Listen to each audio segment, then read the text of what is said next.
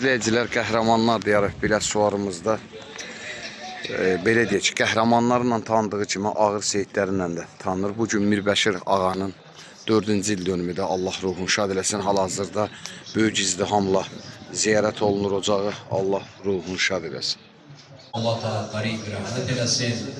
Allah dünyadan gedənlərimizi Peyğəmbərə bağışlayır, danışır, söhbət edir. Torpaqlarımızın azadlığı uğrunda canlarını fəda edən şəhidlərimizdir.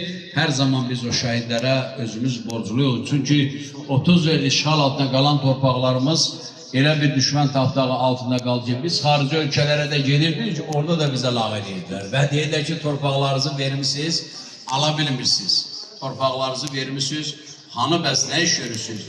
Amma hər bir çətinlikdən sonra bir rahatlığın üzə çıxması, Qur'an-ı Kərimdə bu haqda da ayələrimiz var.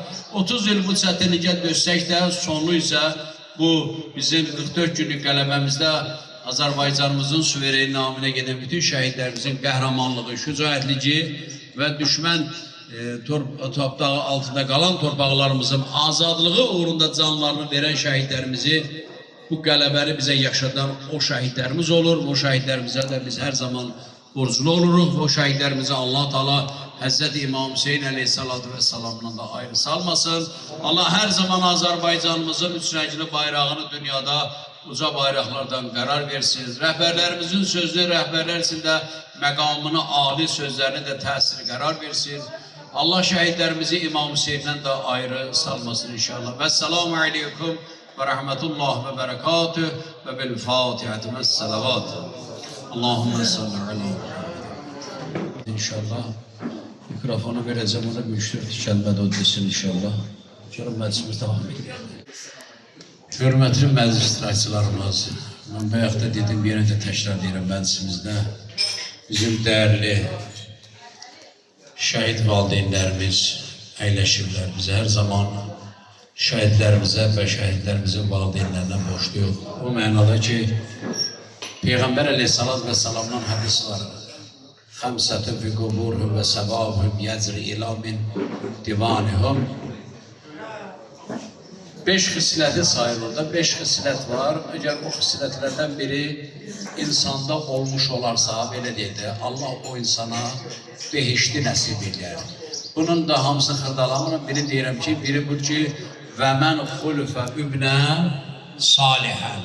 Hər kəsdən salih övlad olsa bir atadan, o salih övlad da atanın behiştə getməsinə Allah qarşısında şərait yaradır. Bu günlərin məclisimizdə bizim möhtərəm baş şəhid atalarımız var. Biz hər birimiz sizin qarşınızda baş əyirik. Sizin övladlarınız bu günləri bizim vətənimizin, xalqımızın uğrunda canlarını fəda veriblər. Biz onlarla fəxr edirik ki, bizim də Azərbaycanımızın belə şəhidlərimiz var. O siz şəhid ataları, bu dünyaya gəldiyiniz övlad, təlim, tərbiyə verdiyiniz övladın vətənə olan xidməti, sədaqəti bax, bariz nümunədir. İnşallah mən siz şəhid atalardan da inşallah söz istərdim ki, bu Mirbəşir ağamızın da haqqında bir neçə kəlmələr inşallah deyəsiniz.